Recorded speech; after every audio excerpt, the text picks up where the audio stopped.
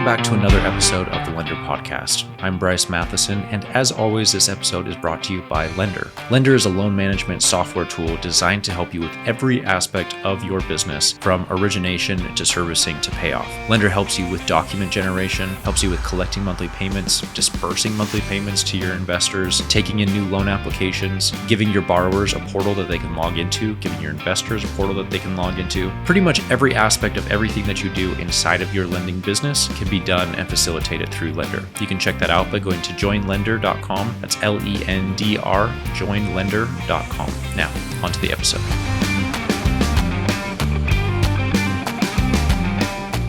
Nobody gives a shit about your pitch deck. Okay, the episode's over. That's it, right? Okay. Now, of course, we've got some more stuff to talk about. But, the first thing that I see when there's a new private lender and they're trying to raise capital is they go out and build a pitch deck. The thing that I don't understand is why. Because I can't actually, no, I can't. I with certainty can say that I have never once received a pitch deck in my inbox, just like that somebody randomly sent me, and I read through it, and then it was like, you know what, that's it. I'm sold. I'm ready to invest. It just doesn't work that way. And I don't think a lot of people expect it to work that way, but when they build the pitch deck, that's kind of what they're intuitively doing behind the scenes. They're saying, if I build it, they will come. And that's not at all the case. So let's dive into this and see what exactly you should be doing and the right way to go about it. Okay, I'm not shitting on pitch decks necessarily. I've seen a lot of really good pitch decks over the years, and I've seen a lot of really bad pitch decks over the years. That being said, I don't raise very much, if any, capital directly from our pitch deck. If anything, I raise way more money from our investor website, and that does surprisingly well. I'm not anti-pitch deck, not at all, but I think there's a tasteful and classy way to go about it that most brand new private lenders just don't think about or just ignore altogether. Okay, so first and foremost, why does this even happen? Why does this misconception of a pitch deck is going to raise me money? Where does that even come from? I think it's just because in the financial space, that's what people expect. They don't really know what else to ask for or do. It's like, look, I'm trying to raise money. And so for whatever reason, for decades, that is the thing you do. You're just like, here's our pitch deck.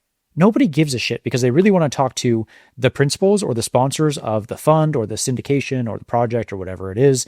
They want to know their track record. They want to know what they're going to do to protect your money. They want to know, how do I get a hold of them in the event that something bad happens, or I need to withdraw my funds, or I have a question, or there's a discrepancy on my statement. What do I do? Who do I talk to? Because I'm not interfacing with a pitch deck. I'm interfacing with the lending company or the entity or the sponsor or the principal. Okay, so here's what a pitch deck does well if it's done properly. The biggest thing is, in my opinion, brand consistency. When people see the pitch deck initially, they see your colors and your logo and the way that you operate and the font and the structure and all these different things. And if they do decide to move forward, it's really nice that you have this genuine, cohesive experience. Again, this goes into, is it really important though? Is it really that necessary? Because that kind of can come in later on down the road. For example, when I had $500,000 in my lending company and I was just starting out, brand consistency is the last thing that anybody, myself included, should be worried about. Yeah, maybe my investor statements look a lot better now and they have more information and they're more professional, but I didn't start there. That was not the way that most private lenders start. It's very much like a building blocks. You kind of step up as time goes on and you build this more professional presence. So again, is a pitch deck important? Sure, maybe, and it can be part of that whole brand consistency. But I see companies that have a $40 million balance sheet that they lend out of. They've got great branding consistency because it's this curated experience from the initial conversation all the way to the pitch deck, to signing the PPM and the other documents if you do a fund, or you may have your investor agreements or your assignments or whatever. All of these things are curated, and so it's just this seamless, just easy transition as it goes through to all these different stages, getting into the investor portals, things like that. When you're starting out, this is not important. That is the last thing that you should be worried about, because all you need right now is capital and raising capital. So a pitch deck is part of that, but it's not everything. The other thing that it does do, though, is it does give them an introduction. It's like, Who are we? How do we operate? How am I going to make sure that I keep your money safe? And how does the whole process work? When do I get payments? And show me a couple of projects that you've done in the past. It is not a substitute or a replacement for building that trust in the first place with the prospective investor. Okay, I kind of hit on this earlier, but at the end of the day, people only invest with those that they know, like, or trust. That's it. At the end of the day, that is all it takes. You could not have a pitch deck. You could not have a beautiful, sexy portal. You could not have anything. And in fact, I see a lot of lenders who do not have anything super formal with a portal and regular statements and things like that. And you would be amazed that some of the most unorganized, least professional, at least from an outside branding perspective or pitch deck perspective, they are some of the largest lenders out there. They are kind of archaic, and that's okay because it doesn't matter. At the end of the day, people invest with those that they know, like, and trust. And so does it help? Sure. It's the cherry on top. It's the icing. It's the pretty packaging with the bow and the wrapping. And it's great, right? That is so important down the road. But investors judge character long before they judge formatting and font colors. So your behavior and your transparency with the prospective investors outweigh the design of your pitch deck tenfold. That is the last thing that you should be worried about. So keep in mind that when investors are vetting out a prospective deal, they have a couple things in mind. Really, they have three main things. Does this person have my best interest? Is my money treated with respect and seriousness? And are they going to be a steward of my capital? And third, will they communicate problems when they arise and not after? And it's not this cover up or there's an issue or this loan is in default and now we're kind of scrambling. It's let's see if this person is going to be proactive. That is really what they want to know. Now, I'm going to almost contradict myself a little bit here, but one thing that I did mention and I feel like has been very valuable for us is instead of a investor pitch deck, we have an investor website. There's just a tab on our website that says invest with us. And for whatever reason, this mainly, I think because it's very well organized and it looks very clean and it basically has all the information that you would ever need to ask a prospective sponsor or lending company. We have a frequently asked questions section. So when do I get paid? What happens against market downturns? What kind of statements will I receive? What kind of financials and audits will I receive? All the basic things that anybody asks me on a regular phone call. I get on lots of phone calls with investors and they honestly don't have many questions because they've seen my investor website initially. The other thing that I like about this is it doesn't feel so maybe intrusive, I guess is the word.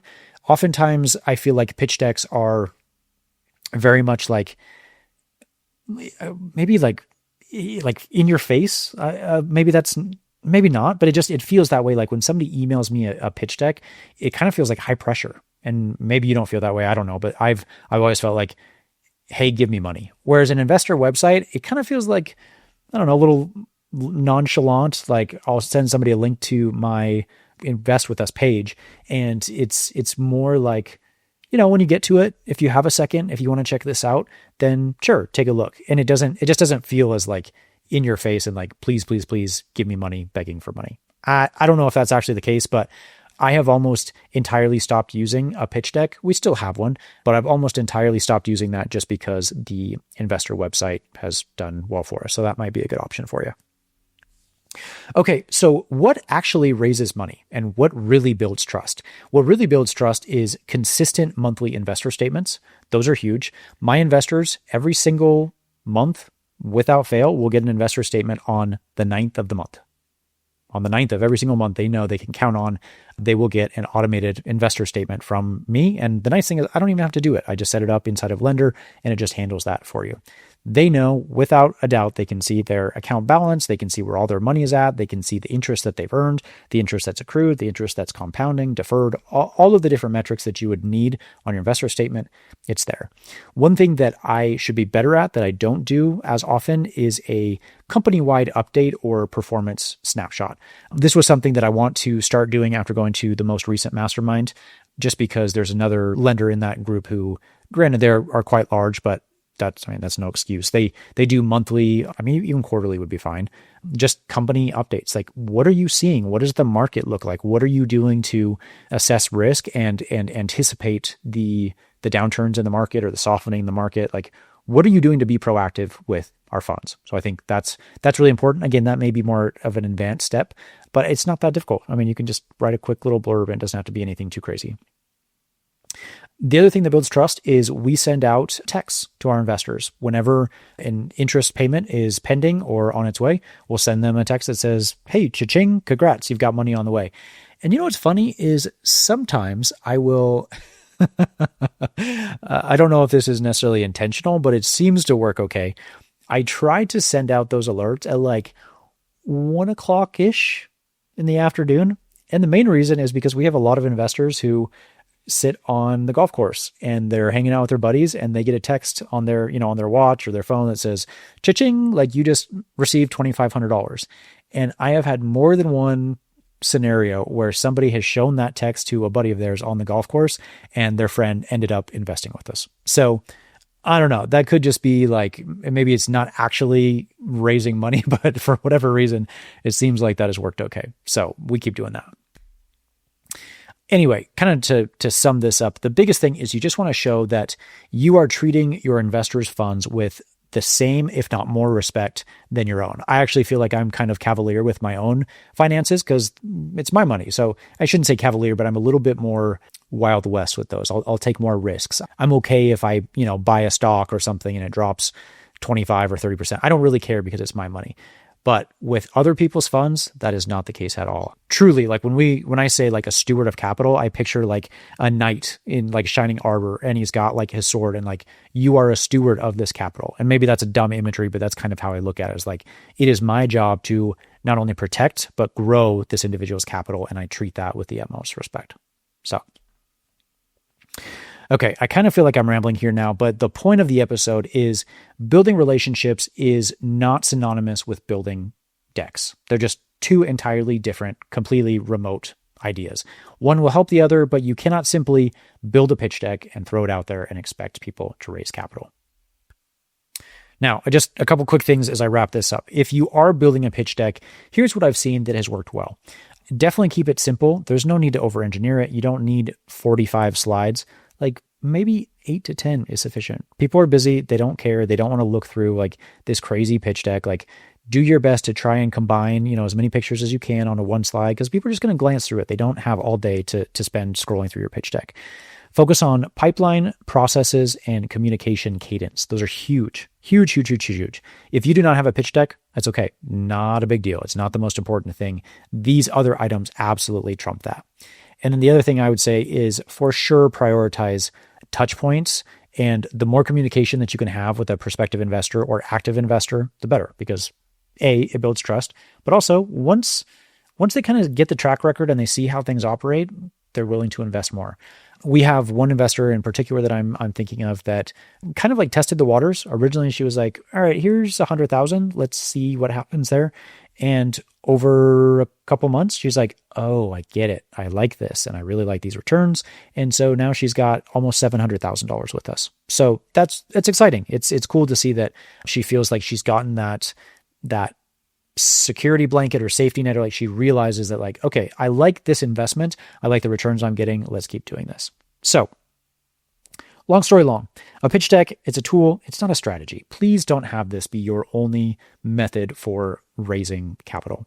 Realize that trust is earned through your conduct, your behavior, how you operate on a day-to-day basis, your discipline, and just how transparent you are. Like, what is going on with my money? That's really all that anybody cares about.